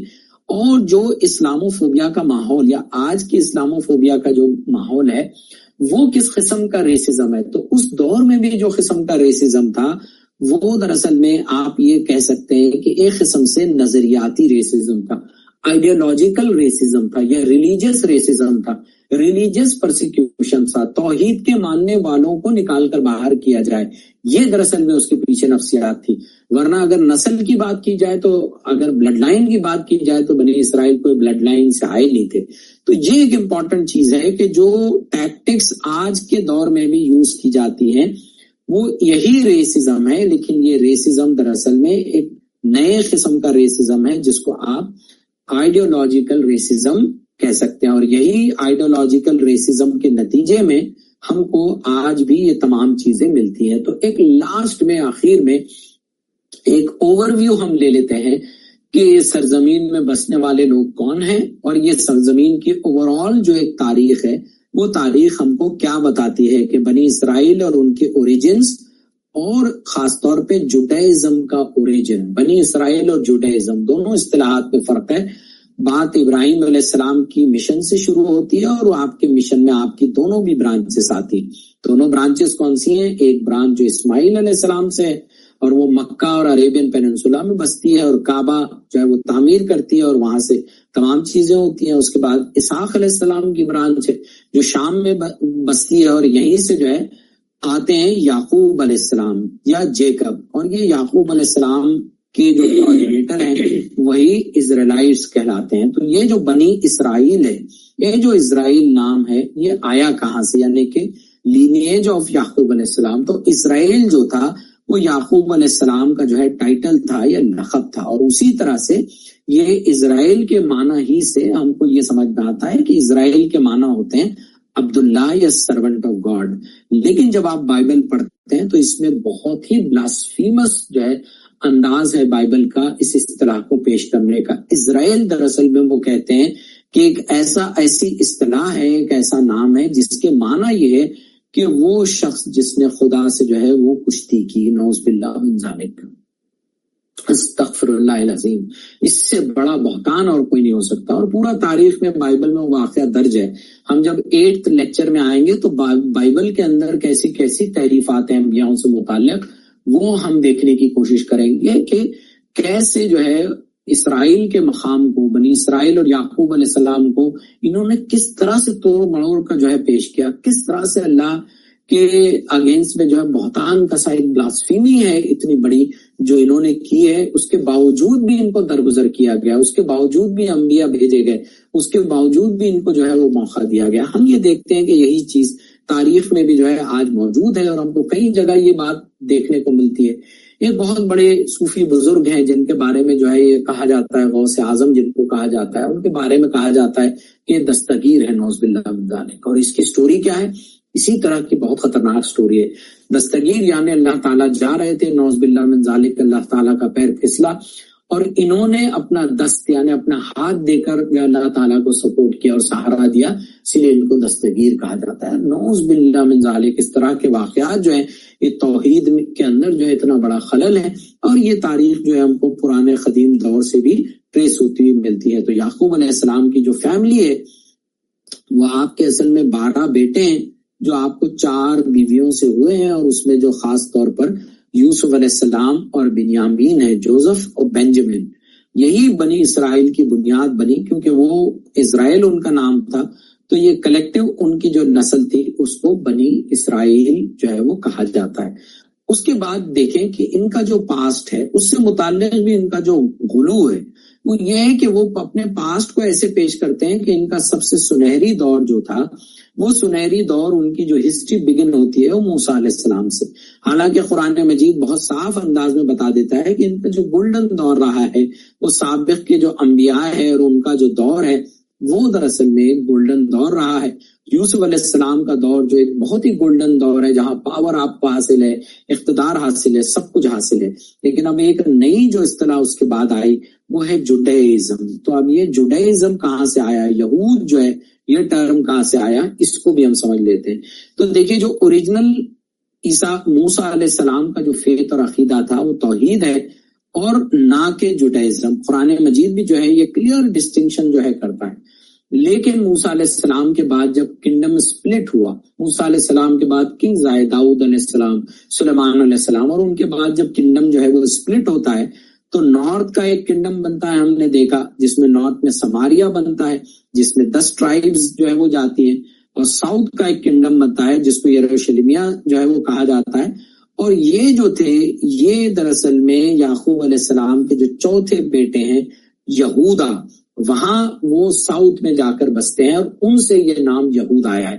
ہم دیکھیں گے کہ بائبل کے بھی فارمیشن میں، جوئش بائبل کے فارمیشن میں بھی جو کتابیں ہیں ان کے نام بھی جو ہے اس اعتبار سے ان کے اندر جو کنٹریبیوشنز اور ایڈیٹنگز ہوئی ہیں اس میں بھی ہم کو یہ نام ملیں گے کہ کچھ چیزیں ایسی ہیں جو ناردرن کنگڈم آف اسرائیل سے لی گئی ہے. یہوے جو ہے وہاں پر نام ہم کو خدا کا ملتا ہے. اس کے بعد میں آپ دیکھیں کچھ چیزیں ایسی ہیں جو بائبل میں کنٹریبیوٹ کرتی ہیں سدرن کنگڈم سے، جہاں پر خدا کا ایک یونیک نام الوہیم جو ہے وہ آتا ہے. تو اس طرح سے پوری ایک تاریخ ہے کہ نہ صرف وہاں پر علاقے کی تاریخ ہے، افراد کی تاریخ ہے، بلکہ عقائد کے اندر، بائبل کے اندر بھی جو چینجز ہیں اس سے متعلق بھی ایک امپورٹنٹ تاریخ جو ہے اس خطے کی جو ہے ہم کو ملتی ہے. پھر یہاں پر ہم نے وہ ہسٹری کا آلریڈی دیکھ لیا ہے کہ ڈسٹرکشن کیسے ہوا. پہلے اسیرینس نے جو ہے اس کو توڑا ناردرن کنگڈم کو، بعد میں جو ہے یہی آگے جا کر جو ہے ساؤتھ کنگڈم جو ہے بچ گیا، اور جو آئیڈینٹی ڈومینیٹ ہوئی وہ ساؤدرن کنگڈم اور سدرن ٹرائب کی ہوئی، کیونکہ ناردرن ٹرائبس پہلے ہی ڈسٹروائے ہو گئی تھی اور اسی لیے ان کو جو آئیڈینٹی ملی وہ یہود کی ملی. فارمیشن آف جوڈائزم پھر ریلیجیس پریکٹسز میں آیا، اور یہ ریلیجیس پورا جو سٹرکچر ہے، ریچولز ہے، کسٹمز ہیں، بائبل ہے، یہ تمام کی تمام ہوتی ہیں بیبیلونین ایگزائل کے دور میں. اس کا ایک میجر پارٹ آتا ہے. اور قرآن مجید بھی جو ہے اس ٹرمینالوجی کو خاص طور پر پیش کرتا ہے. وہ کہتا ہے وہ لوگ جو بنی اسرائیل ہیں اور وہ لوگ جو یہود ہیں. بہت کلیئرٹی سے قرآن مجید کہتا ہے بنی اسرائیل. وہ جب ریفر قرآن مجید کرتا ہے ایک نیشن کو یا ایک ریس کو یا ایک کانٹیکسٹ آف ہسٹوریکل رینک یا فیور، وہاں پر قرآن مجید جو ہے بنی اسرائیل اس ٹرم کو یوز کرتا ہے. لیکن قرآن مجید جب یہودیوں کی بات کرتا ہے تو قرآن مجید صاف طور پر کہتا ہے کہ الذین ہادو، وہ لوگ جو یہود بن گئے. قرآن نے کلیئر ڈسٹنکشن کیا جب اس نے ایڈریس کیا کہ ریلیجیس سیکٹیرینزم ہے، لنگوسٹک آرگیومنٹس ہیں، اور یہ تمام کے تمام جو لیٹر میں ڈیولپ ہوئے وہ دراصل میں یہود ہے. اسی لیے قرآن مجید نے کہا الذین ہادو، اور یہیں سے ان کی وہ جو اسپیسیفک آئیڈینٹی ہے یہود، اس کو قرآن مجید بتاتا ہے. تو بالآخر at the end of this lecture مین جو سب سے امپورٹنٹ بات ہے کہ انبیاؤں کے وارث جو ہوتے ہیں وہ کون ہوتے ہیں. تو وارث ہونے کا جو تعلق ہوتا ہے وہ آپ کے رائٹیسنس سے، توحید کے عقیدے کو ماننے سے، اس پر جو ہے عمل کرنے سے یہ آپ کو دیا جاتا ہے. یہ آپ کو ملتا ہے اتباع کے نتیجے میں، نہ کہ صرف ایک نسل ہونے کے نتیجے میں.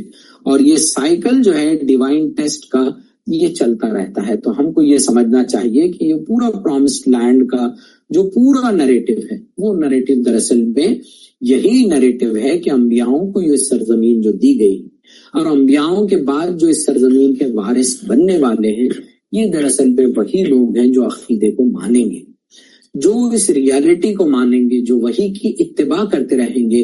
انہیں کو پرومس یہ سرزمین کی گئی ہے، نہ کہ کسی بلڈ لائن کو، کسی ریس کو، کسی نیشنلسٹ گروپ کو یا کسی لینیج سے آنے والے گروہ کو.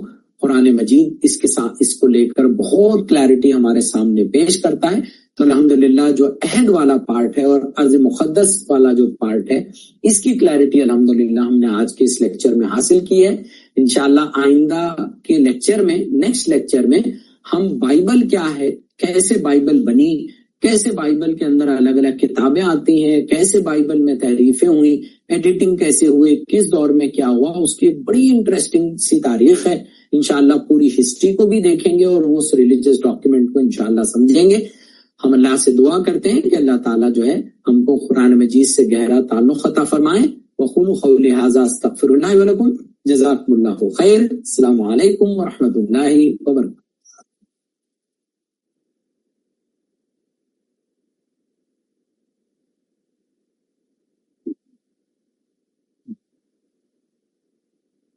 السلام علیکم ورحمۃ اللہ وبرکاتہ.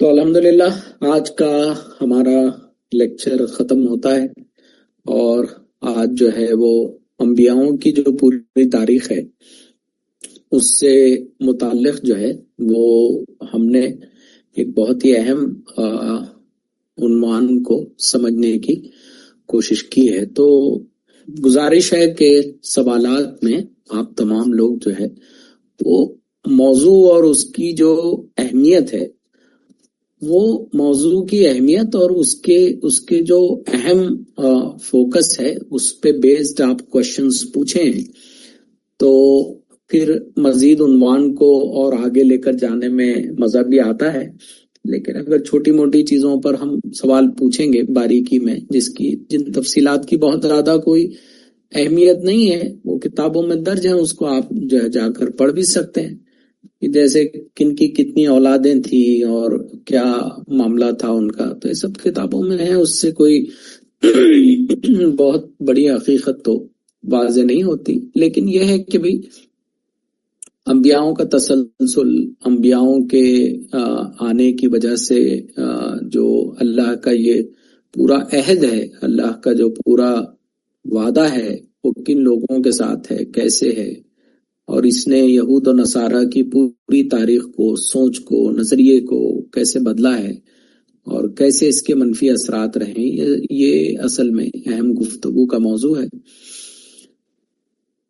تو جی الگ الگ نام آئے، خطی وغیرہ، یہ سب چیزیں جو ہے دستگیر وغیرہ کی جو تاریخ ہے وہ پڑھ لیں آپ، کتب میں درج ہے کہ کیا ہے اور وہ فلسفہ کیا ہے.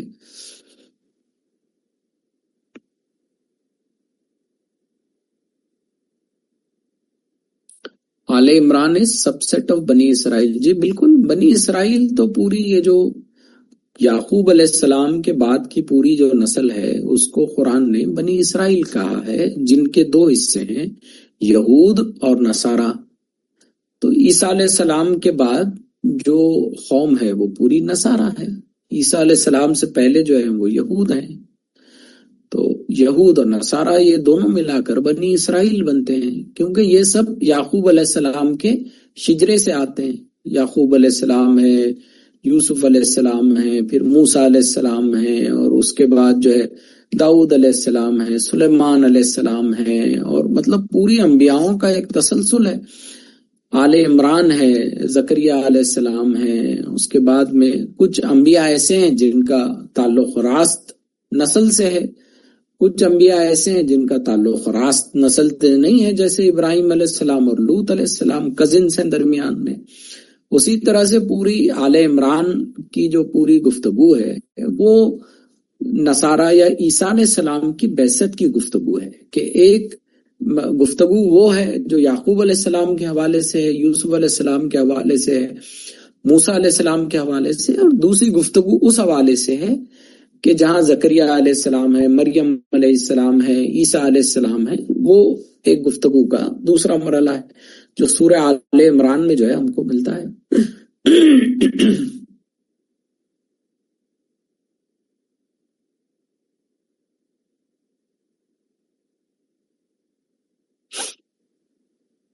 بہرحال تاریخ کا مطالعہ کریں تو بہت ساری چیزیں آپ کو واضح ہو جائیں گی، روایات میں کیا چیزیں آتی ہیں کیا نہیں آتی ہیں.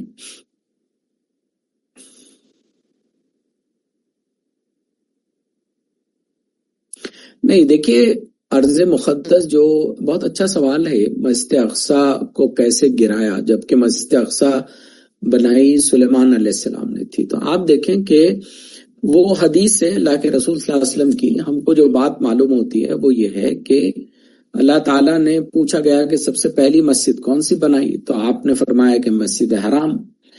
پھر فرمایا کہ کون سی اس کے بعد بنائی، تو فرمایا مسجد اقصی.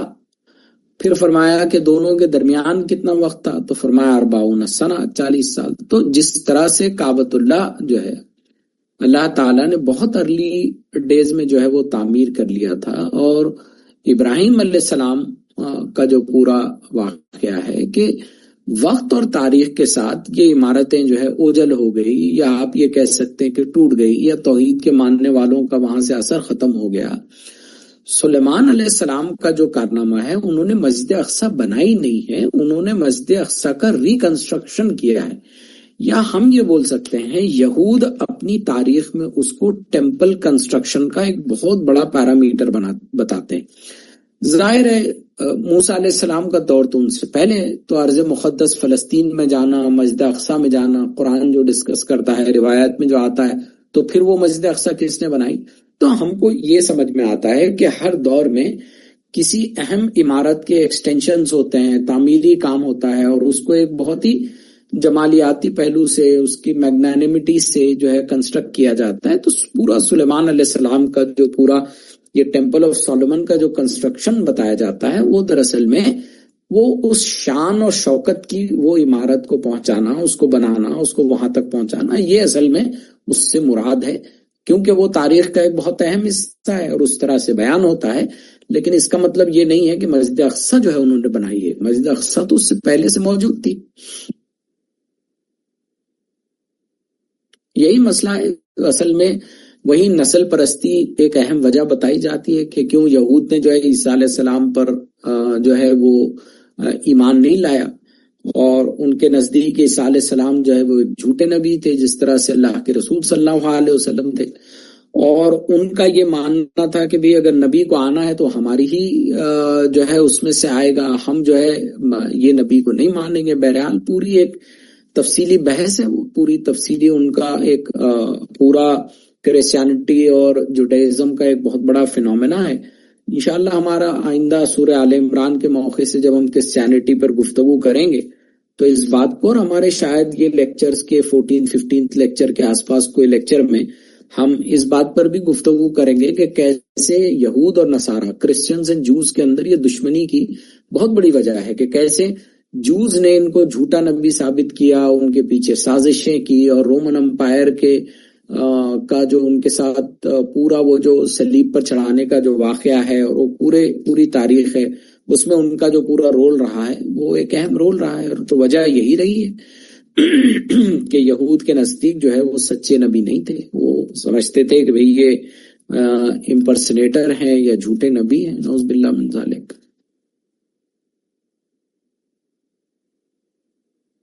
دیکھیے ہماری جو تفسیر کی کلاسز ہوتی ہیں وہ ہمارا ایک 2.5 سال کا کورس ہے، اور ہماری تفسیر کی کلاسز تہجد میں ہوتی ہیں، صبح 4 بجے ہوتی ہے. 1 گھنٹے کا ہمارا تفسیر کا لیکچر ہوتا ہے، اور اس کے بعد میں 15 منٹ 20 منٹ اسی طرح سے سوال جواب جو ہے وہ ہوتے ہیں. ہماری جو پرانی تفسیر کی کلاسز ہیں وہ ہمارے sabil.tv.com کی ویب سائٹ پر بھی موجود ہیں. اس کے علاوہ ابھی ہم نے سبیل ٹی وی کے حوالے سے ایک یوٹیوب چینل بھی شروع کیا ہے، جس میں اسی تفسیر کلاس کی چھوٹی چھوٹی ویڈیوز 4 منٹ 5 منٹ 8 منٹ کی ہم نے جو ہے اس میں ہم اپلوڈ کر رہے ہیں. تو اگر آپ اس میں دلچسپی رکھتے ہیں کہ کلاس کا آپ حصہ بننا چاہتے ہیں، کیونکہ اب ہماری سورہ بقرہ کی جو ہے اسٹڈی چل رہی ہے، اور اسی میں پھر یہ اسرائیلیات کا کورس بھی ہے کہ اسرائیلی روایات کو جو ہے وہ سمجھا جائے، اور پوری تاریخ کو سمجھا جائے، تو سورہ بقرہ کو سمجھنے میں آسانی ہوگی. تو انشاءاللہ ہمارے جو کوارڈینیٹر ہیں ڈاکٹر شاہین ہیں، ڈاکٹر افرا ہیں، ڈاکٹر صوبیہ ہیں، ان سے آپ جو ہے وہ رابطہ کر سکتی ہیں. وہ انشاءاللہ آپ کو تفصیل سے جو ہے وہ بتائیں گی کہ کیا کورس ہے، کیسا کورس ہے. اگر آپ کی دلچسپی ہے تو خیر مقدم ہے، آپ کا استقبال ہے.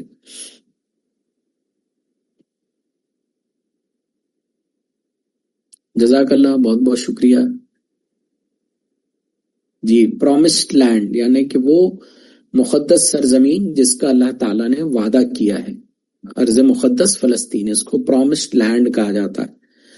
تو وہ زمین یا وہ خطہ جس میں اللہ نے برکتیں رکھی ہیں، اور جو اہل ایمان کے لیے اصل تو اللہ تعالیٰ نے ایک طور سے وعدہ کیا ہے، ایک عہد کیا ہے کہ یہ سرزمین آپ کی ہوگی. تو پورا ببلیکل نریٹو جو ہے اس کو توڑ مروڑ کر پھر اس پہ اسرائیل کی ریاست کو جو ہے وہ فٹ کر زیونزم کو فٹ کر کے پھر وہ پورے پرومس لینڈ کے فلسفے کو بگاڑ کر وہ پوری جو ایفرٹ ہے وہ اسی جانب جو ہے وہ ہے.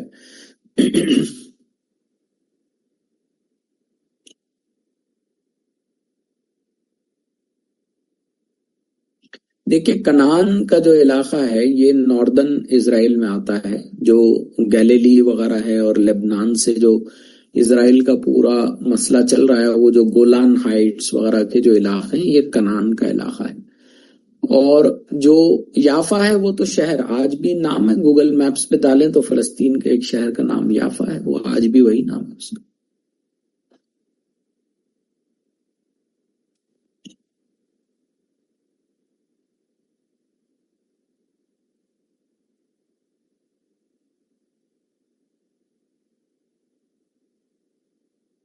یہی مسئلہ ہے نا، اصل مسئلہ تو یہی ہے کہ ہماری کم علمی ہے اور ہماری جو ہے یہ کم فہمی کہ ہم نے اپنا جو نریٹو ہے کہ مقدس سرزمین فلسطین کی جو ہے اس کو لے کر ہم جو ہے وہ اتنے جذباتی کیوں ہیں. ہمارے لیے سرزمین یہ مقدس فلسطین کی دینی لحاظ سے اتنی اہم کیوں ہے نا، یہ بات کو سمجھنا بہت ضروری ہے. ورنہ پرسیکیوشن یا مسلمانوں کی آزمائش تو چائنا میں بھی ہو رہی ہے، اوغیر مسلمز جو ہیں اور وہ پورا جو علاقہ ہے چائنا کا وہاں بھی پرسیکیوشن ہے. پرسیکیوشن تو دیگر علاقوں میں بھی مسلمانوں کا ہو رہا ہے، پرسیکیوشن تو میانمار میں بھی جو ہے ہو رہا ہے، برما میں بھی جو ہے ہو رہا ہے. لیکن اس زمین کے اس خطے سے ہماری اصل میں دینی شناخت، اللہ کی برکتیں، نعمتیں اور وعدے اور نصرتیں وہ وابستہ ہیں. اسی لیے سرزمین فلسطین ہمارے لیے اہم ہے، مسلمانوں کے لیے اہم ہے، عربوں کے لیے اہم ہے. اس لیے پورے نریٹو کو جو ہے وہ ہم کو سمجھنا بہت ضروری ہے. بہت اچھا سوال ہے، بہت اچھا سوال ہے.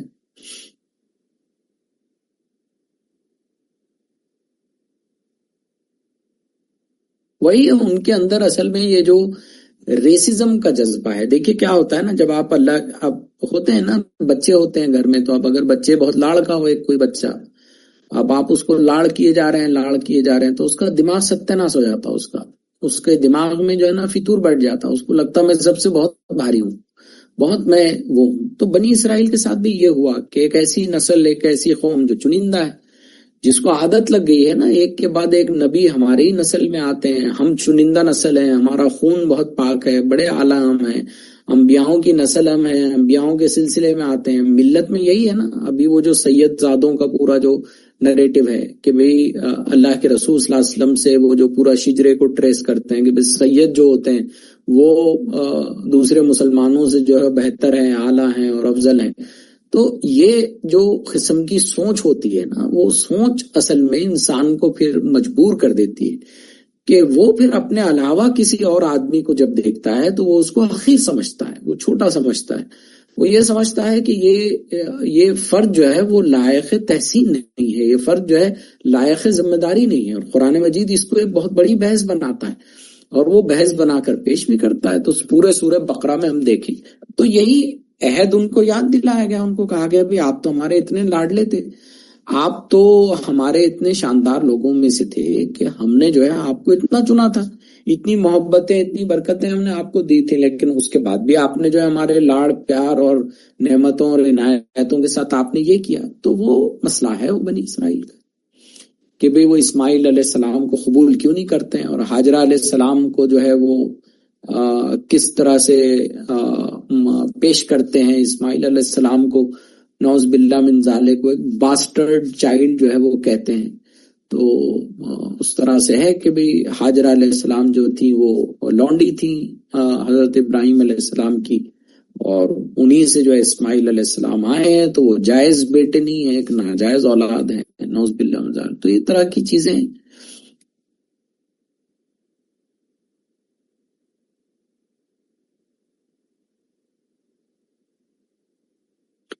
دیکھیے بہت آسان، سب سے پہلے تو اگر آپ یہ ہمارے کورس اور رننگ جو ہمارا جب لیکچر ہوتا ہے اس میں اگر آپ نوٹس لے لیں گی تو ایک بہت تفصیلی کتابوں اور بہت ایک گاڑے مواد کا سب یہ مجموعہ ہے، تو آپ اس سے استفادہ کر سکتی ہیں انشاءاللہ۔ اب جب یہ ختم ہو جائے گا ہمارا کورس تو ہم ویب سائٹ سبیل پہ اس کو ڈال دیں گے، تو سبیل پر آپ اس کو دیکھیں، آپ کے لیے اویلیبل ہوگا۔ جب تو آپ جو ہے ویڈیو کو پاز کر سکیں گے، پاز کر کے جہاں کوئی حدیث مینشن ہے، کوئی نوٹس ہیں، آپ اس سے لے سکیں گے۔ جن کتابوں کا مطالعہ کرنا چاہیے میرے خیال سے وہ سوال اس لیے ریلیونٹ نہیں ہے کیونکہ ہمارے پہلے 2 جو لیکچر رہے ہیں وہ اسی موضوع پہ رہے ہیں کہ کون سی کتابوں سے، اہم کتابوں سے کورس بنا ہے، تو ظاہر ہے وہی کتابوں کو آپ کو مطالعہ کرنا چاہیے۔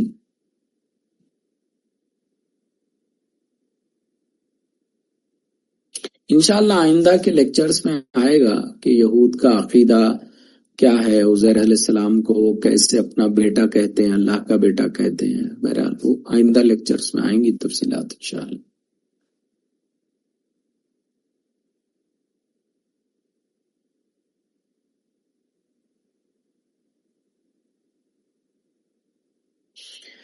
نہیں دیکھیے، اب یہ روایتوں کو ایسی بہت ساری روایتیں آپ کو ملیں گی، لیکن جو بات مستند سمجھ میں آتی ہے کہ اللہ تعالیٰ نے جب زمین کو بنایا تو زمین کو بنانے کے بعد کچھ اولین چیزیں جن کو بنایا گیا اس میں کعبۃ اللہ ہے، بیت المقدس ہے یا مسجد اقصی ہے، یہ تعمیر ہوئی ہے، اس کو لے کر تاریخی روایت پائی جاتی ہیں، اور ہمارے لیے اس لیے اہم ہے اس کو سمجھنا کہ آپ اس بات پر تھوڑا غور تو کریں نا کہ جس طرح سے آج ہماری کعبۃ اللہ سے وابستگی ہے نا، جیسے کعبۃ اللہ ہمارے لیے آج ہمارے پوری سرگرمیوں کا مرکز ہے، ہمارے دین کا روحانی ایک صدر مقام ہے، اسی طرح سے ایک لمبے عرصے تک مسجد اقصی جو ہے وہ ہمارا قبلہ رہا ہے، اس کے ساتھ بھی وہی والہانہ محبت، وہی والہانہ رشتہ اور وہی تعلق اللہ کے رسول صلی اللہ علیہ وسلم نے کہا ہے کہ ہم رکھیں، اور اسی لیے وہ بشارتیں ہیں کہ بھئی کوئی 3 یہ جو مقدس مقامات ہیں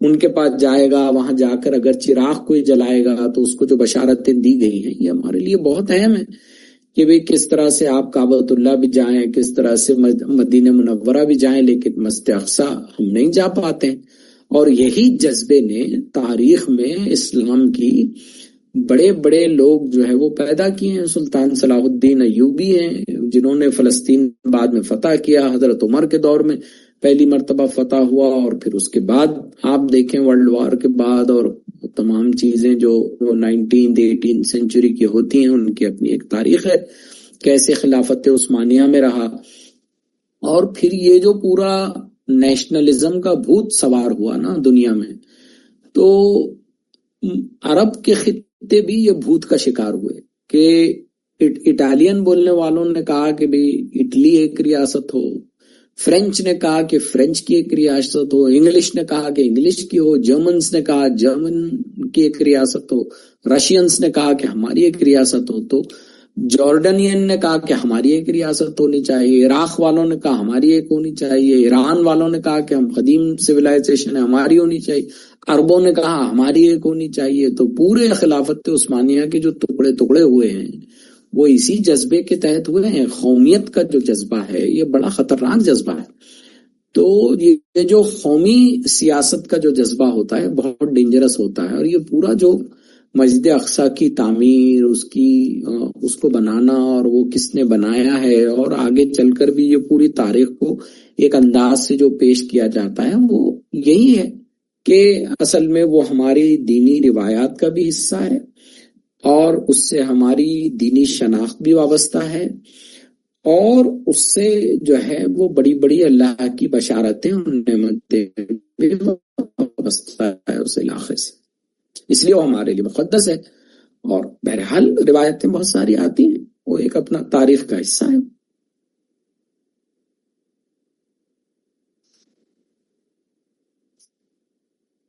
نہیں دیکھیں، ہم ایگزام لے کر آپ لوگوں کو ڈراتے نہیں ہیں، ظاہر ہے ہم کوئی ڈگری تو دے نہیں رہے کہ آپ کو ایگزام لیں پھر ڈرا دیں، ہے نا، پھر ڈر کے مارے آپ کلاس کرنا بند کر دیں۔ یہ سیلف لرننگ کا ایک کورس ہے، جہاں ہم چاہتے ہیں کہ دین کی سمجھ، قرآن کی سمجھ کو لے کر آپ انسپائر ہوں، آپ کے اندر دین کو پڑھنے کا، سمجھنے کا جذبہ جو ہے وہ جاگے، وہ ولولہ جاگے، اور آپ جو ہے موٹیویٹ ہوں کتابوں کو کھولنے کے لیے، کیونکہ آپ تمام جو ہیں یہ ملت کا ایک لیڈر گروہ ہے۔ دیکھیے ہم نے ہمارا جو اس کے لیے لیکچر، چھوٹا سا ایک کلپ ہم نے بنایا تھا کہ اس کورس میں کون داخلہ لے سکتے ہیں، تو ہم نے یہی کہا کہ بھئی جو لوگ داخلہ لیں گے وہ ایک اب اتھارٹی رہیں گے۔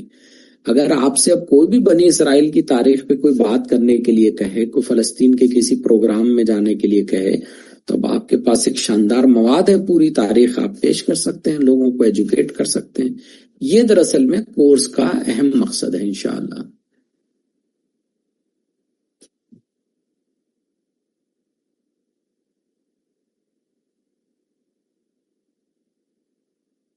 انشاءاللہ وقت کے ساتھ وہ چیزیں آئیں گی انشاءاللہ، سورہ بنی اسرائیل وغیرہ کے حوالے سے بھی جو چیزیں ہیں۔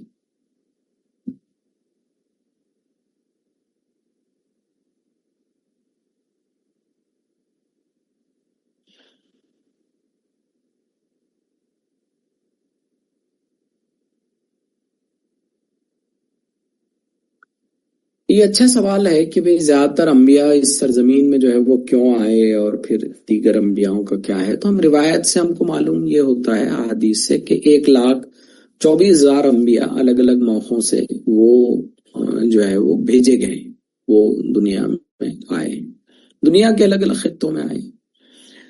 اور اگر آپ مہذب دنیا کی جغرافیہ بھی دیکھیں اور تاریخ بھی دیکھیں تو یہ کریڈل آف سویلائزیشن جو کہا جاتا ہے جس علاقے کو، میزوپوٹامیا جس کو کہا جاتا ہے، اس سے بڑی بڑی تہذیبیں وابستہ رہی۔ ارسطو ہے، روم ہے، پرشینز ہیں، ہیلینسٹک سویلائزیشنز ہیں، بڑی بڑی ہیں۔ ہندوستان میں جو ہے اپنی ایک تہذیب، کلچر، ثقافت رہی ہے۔ چائنا میں ایک قدیم تہذیب ہے چائنا۔ تو اب اس پر کئی لوگوں نے کام کیا ہے کہ وہ دنیا کے جو بڑے بڑے لوگ آ کر گزرے ہیں، وہ لوگوں کے جو مسودے ہیں، کتابیں ہیں یا سیئنگز ہیں، ان کو دیکھا جائے، اور ان کو دیکھ کر یہ لوگوں نے گمان کیا ہے کہ ہو سکتا ہے یہ وہ ہوں۔ لیکن ہم کو اتنا سمجھ آتا ہے کہ اسلام میں یہ چیز بتائی کیوں نہیں گئی۔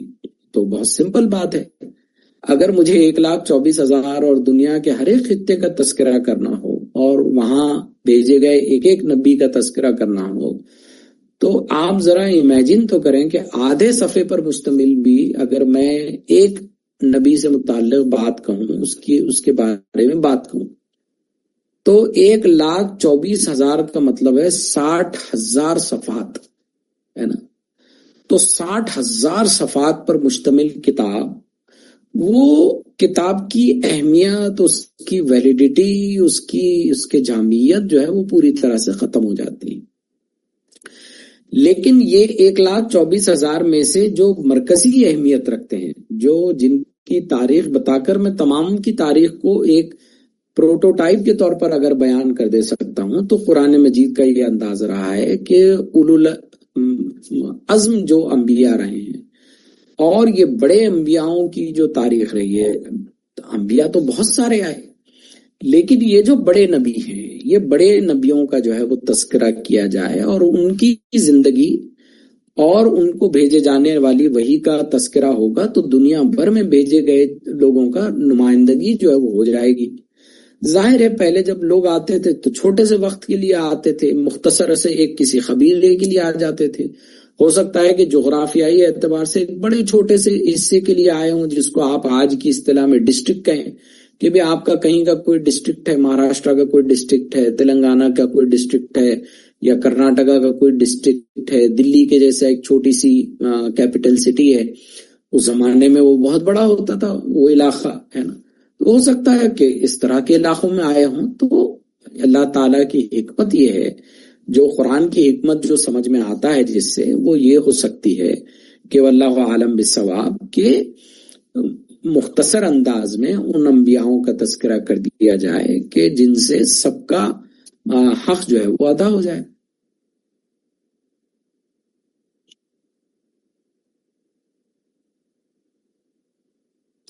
نہیں، ایسا نہیں ہے. یہ بات پر بھی انشاءاللہ ہم آئیں گے کہ یہودی صرف پیدائشی یہودی ہوتا ہے، یہ فلسفہ بھی بعد میں آیا ہے.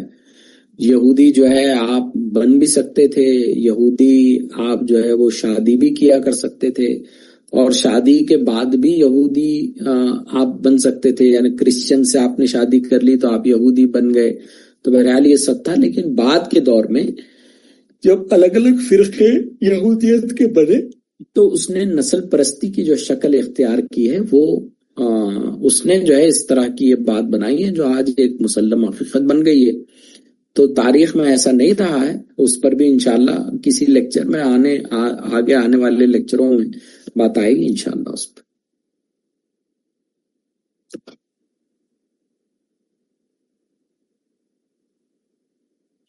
جزاک اللہ، بہت بہت شکریہ آپ تمام کے اس طرح سے ہمت افزا کامنٹ سے. وہ ہماری ٹیم کو بھی ہم کو بھی جو ہے وہ اچھا وہ ہوتا ہے، کیونکہ آپ تمام کے جو تجربات ہیں لیکچر کے بعد آپ اپنے علم میں سمجھ میں کیسا اضافہ جو ہے وہ محسوس کر رہے ہیں، معیار میں، علمی معیار میں جو آپ کی گروتھ ہو رہی ہے، تو اس پر بھی بات آتی ہے. تو ہم سب لوگوں کو اچھا لگتا ہے، ہماری ٹیم کو لگتا ہے کہ جس مقصد سے ہم نے چیزوں کو کرنے کی کوشش کی ہے وہ حاصل ہو رہی ہیں. مقصد اس پورے کورس کا یہی ہے کہ آپ کے اندر ایک ایسے پیشن کو اگنائٹ کیا جائے، سیکھنے سکھانے کے ایسے جذبے کو قرآن کے، کہ جس سے آپ جو ہے زندگی بھر اس کتاب سے بہت عملی علمی وابستگی رکھ سکیں. جی اصل میں پورا یہی ہے کہ 68 کی تعداد تھی بنی اسرائیل کی، اور وہ 68 کی تعداد محض کچھ سالوں میں وہ ملینز میں پہنچی. کئی لاکھ تعداد میں جب موسیٰ علیہ السلام لے کر نکلے لوگوں کو تو کئی لاکھ کی تعداد تھی. تو اب محض کچھ 100 سالوں میں 68 لوگ وہ کئی لاکھ لوگوں میں یا ملین لوگوں میں جو ہے وہ ٹرانسفارم نہیں ہو سکتے ہیں. اگر آپ برتھ ریٹ اگر دیکھیں تو برتھ ریٹ کی بنیاد پر تو یہ ہو نہیں سکتا ہے کہ بھئی اگر ایک 68 لوگوں کو ایک جنریشن سے دوسری جنریشن، دوسری سے تیسری، تیسری سے چوتھی، یعنی ایک میاں بیوی یا ایک مرد کی جو ہے وہ 4 بیویاں بھی رکھیں اور آپ 100 بچے بھی پیدا کر لیں، تب بھی جو ہے یہ میتھمیٹیکلی بھی اور بایولوجیکلی بھی ممکن ہی نہیں ہے کہ اتنی لاکھ تک تعداد جائے. اور پورا فرعون کا اور فرعون کے قوم کا غصہ کیوں تھا؟ بھئی ایک اگر کوئی قوم ہے، وہ غصہ اسی لیے تھا کہ ایک بڑا علاقہ وہ شرک کو چھوڑ رہا تھا اور توحید میں داخل ہو رہا تھا، اور یہ وہاں کی ڈائنامکس کو، ریلیجس پولیٹیکل ڈائنامکس کو پوری طرح سے بدلنے والی چیزیں تھی. اور اسی کے نتیجے میں پھر وہ چینجز جو ہے وہ آئے ہیں، لوگ جو ہے مشتعل ہوئے ہیں، اور دھیرے دھیرے دھیرے بنی اسرائیل پہ ظلم شروع ہوا ہے، ان کے بیٹوں کو مارنا، خواتین کو چھوڑ دینا، ایک ذلت کی جو ہے ان کو زندگی سے گزارا گیا، پرسیکیوشن، ریسزم جو ہے. قرآن میں موسیٰ علیہ السلام سے جب وہ ڈائلاگ ہوتا ہے تو موسیٰ علیہ السلام کوسچن کرتے ہیں فرعون کو اور کہتے ہیں کہ نا بتا بنی اسرائیل کہ تجھے جو ہے کس نے یہ اختیار دیا کہ تو بنی اسرائیل پر کو جو ہے غلام بنا لے، اس پر ظلم زیادتی جو ہے وہ کرے. تو بہرحال پوری ایک تاریخ ہے، اس سے جو ہم کو سمجھ میں آتا ہے وہ یہی ہے کہ اللہ تعالیٰ نے جو ہے یہ خصوصی جو پاپولیشن کے نمبرز ہم کو بتا سے جو چیز ہم کو سمجھ میں آتی ہے وہ یہ ہے کہ دعوتی کام کے نتیجے میں توحید کے ماننے والے، اسلام کے ماننے والے جب بڑھنے لگے تب ان پر یہ پرسیکیوشن ہوا. دیکھیے ایپ تو نہیں ہے لیکن ہمارا ویب سائٹ جو ہے وہ فری ہے، اس میں تمام چیزیں فری ہوتی ہیں. انشاءاللہ ہم نے ابھی پہلے مرحلے میں اس کی ویب سائٹ بنا لی ہے، لیکن اگلے مرحلے میں اب ہم اس پر بھی کام کریں گے کہ ہماری ایپ بھی جو ہے وہ ڈیولپ ہو جائے، اس پر بھی کام جو ہے وہ چل رہا ہے. تو اس وقت تو ویب سائٹ ہے، ویب سائٹ فری ہے، کوئی سبسکرپشن ویب سائٹ کا نہیں ہے، آپ فری میں پورا کانٹینٹ جو ہے وہ دیکھ سکتے ہیں. ہاں لیکن آپ چاہیں تو اگر اس کام کو قابل قدر اگر آپ سمجھتے ہیں تو آپ کار خیر میں حصہ لینے کے لیے ہمارے پاس آپ پیٹرن بن سکتے ہیں یا ڈونر بن سکتے ہیں کہ جو آپ محسوس کریں وہ دیں، جس سے یہ پورا ویب سائٹ، لیکچرز اور ان کا سسٹم میں آپ کا بھی تعاون رہے اور کل آپ کو بھی اجر ملے، لیکن پورا کانٹینٹ ہمارا وہ وہاں پر اویلیبل ہے ویب سائٹ پر انشاءاللہ. اور جب وہ لانچ ہو جائے گا تو اس کو بھی ہم انشاءاللہ انٹروڈیوس کریں گے ایپ کو بھی.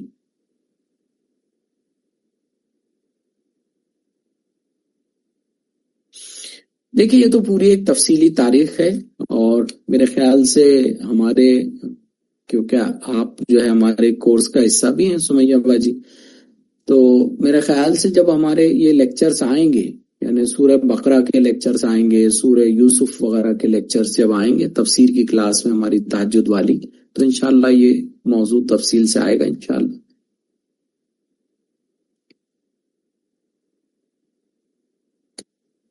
جی جی، دیکھیے آپ اپنے احساسات بھی لکھ سکتے ہیں، ضروری نہیں ہے کہ سوال اور جواب ہی ہو. آپ اپنے مطالعے کا حاصل یا آپ نے کوئی چیز مطالعے میں کی ہو تو اس کو ضرور لکھیں، بیان کریں اس کو. نہیں، رمضان سیریز ہماری پوری فری ہمارا کورس تھا. رمضان میں جب ہم نے چلایا تھا تو وہ پورا فری تھا.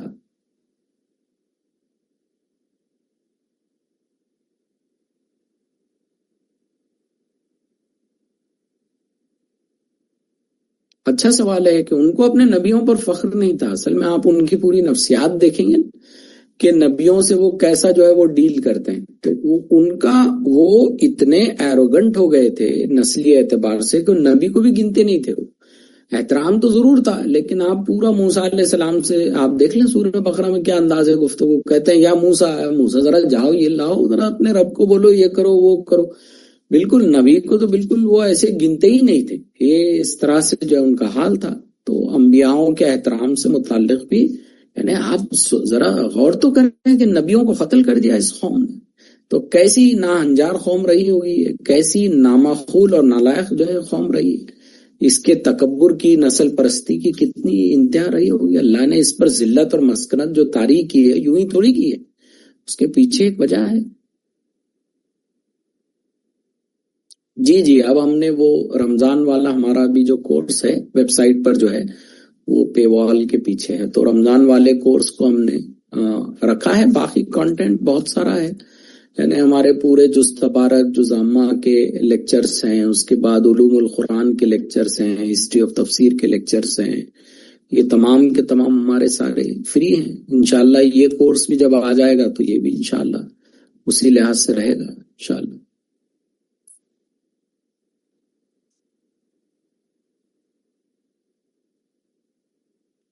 ہر کورس کے لیے نہیں ہوتا ہے اس طرح سے لائیو سیشن. اصل میں ہمارا جو مین 2.5 سال کا کورس ہے وہ ہمارا چل رہا ہے تہجد میں. اب تقریباً ہمارے وہ پورے کورس کو آلموسٹ اب 1.5 سال سے اوپر ہو چلا ہے. تو وہ ہمارا ایک مستقل کورس ہے، اور اس میں کچھ کورس کے ایسے حصے ہوتے ہیں جو عام استفادے کے لیے ضروری ہیں یا اہم ہیں، ان کو ہم لیتے ہیں. آئندہ بھی ہمارا کچھ پلان ہے کہ قرآنیات کے حوالے سے خصوصی صورتوں کے گہرے مطالعے کے کچھ کورس ہوں جو فری میں اویلیبل ہوں، اور اسی طرح سے ہم ان کو فری میں چلائیں تاکہ لوگوں میں ذوق بڑھے، ہے نا. علوم القرآن کے حوالے سے، نظم قرآن وغیرہ کے حوالے سے ہے، احکام القرآن کے حوالے سے ہے. تو بہرحال انشاءاللہ کانٹینٹ آتا رہے گا. آپ سبیل ٹی وی سے جڑے رہیں، اس کے یوٹیوب چینل کو بھی دیکھیں، اپنے عام لوگوں میں بھی اس کو بھیجیں تاکہ لوگ اس سے وابستہ ہوں اور لوگ اس کو جو ہے تھوڑا سا اس سے استفادہ کر سکیں. ہماری کوشش ہے کہ قرآن کو لے کر ہم کام کریں کچھ نہ کچھ.